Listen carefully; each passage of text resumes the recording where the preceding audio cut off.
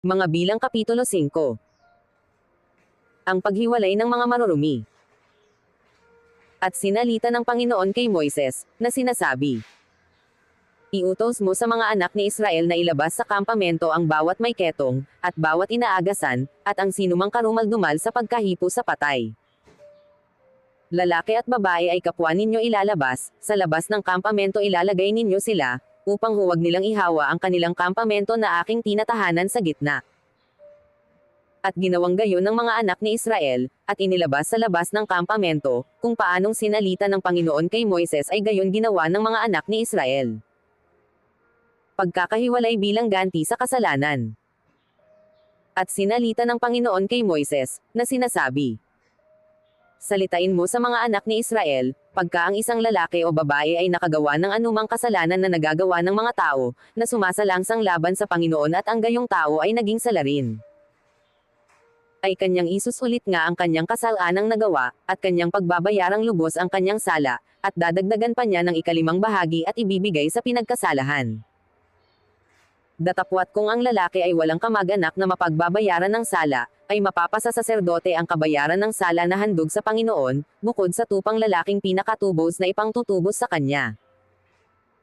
At ang bawat handog na itinaas sa lahat ng bagay na banal ng mga anak ni Israel, na kanilang ihaharap sa saserdote ay magiging kanya. At ang mga bagay na banal ng bawat lalaki ay magiging kanya, ang ibigay ng sinumang tao sa saserdote ay magiging kanya. Ang batas ng selos.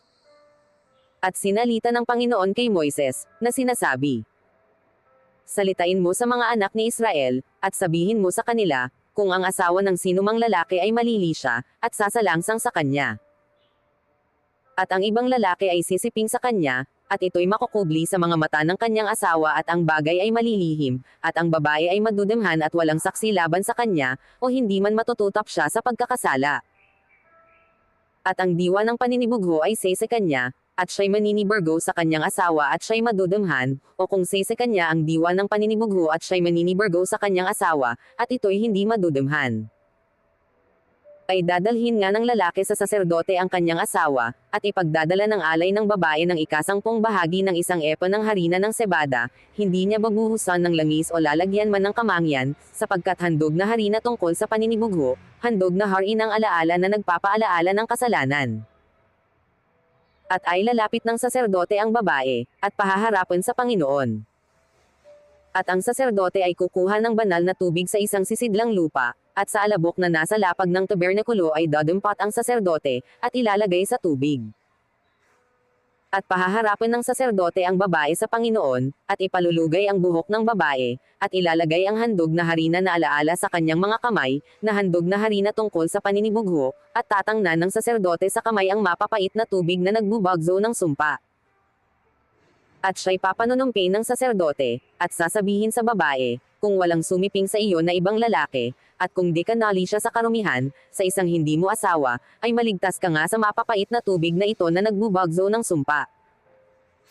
Datapwat kung ikaw ay tunay na nali siya sa iba na di mo asawa, at kung ikaw ay nadamhan, at ibang lalaki ay sumiping sa iyo, bukod sa iyong asawa, ay panunumpin nga ng saserdote ang babae ng panunumpang sumpa, at sasabihin ng saserdote sa babae, ilagay ka ng Panginoon na pinakasumpa at pinakapula sa gitna ng iyong bayan, kung papanglumuhin ng Panginoon ang iyong hita at pamagen ang iyong tiyan.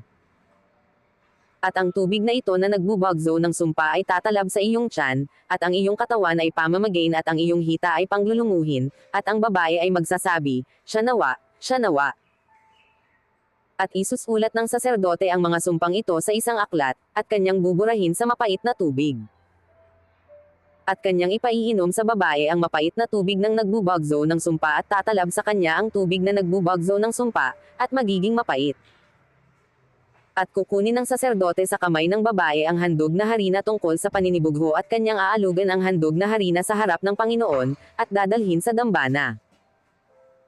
At ang saserdote ay kukuha ng 1 dakot ng handog na harina na pinakaalaala ni Yaon at susunugan sa ibabaw ng dambana, at pagkatapos ay ipaiinom sa babae ang tubig. At pagka napainom na siya ng tubig, ay mangyayari na kung siya'y nadamhan, at siya'y sumalangsang sa kanyang asawa, na ang tubig na nagbubagzo ng sumpa ay tatalab sa kanya at magiging mapait, at ang kanyang katawan ay mamamaga at ang kanyang hita ay manglulumo, at ang babae ay magiging sumpa sa gitna ng kanyang bayan. At kung ang babae ay hindi nadamhan, kundi malinis, ay magiging laya nga at magdadalang tao. Ito ang kautusan tungkol sa paninibugho, pagka ang isang babae ay nalilisya sa lalaking di niya asawa, at nadamhan. O pagka ang diwa ng paninibugho ay sumasa isang lalaki, at naninibugho sa kanyang asawa, ay pahaharapin nga ang babae sa Panginoon at gagawin ng saserdote sa kanya ang buong kautusang ito. At ang lalaki ay maliligtas sa kasamaan, at ang babae ay siyang magdadala ng kanyang kasamaan.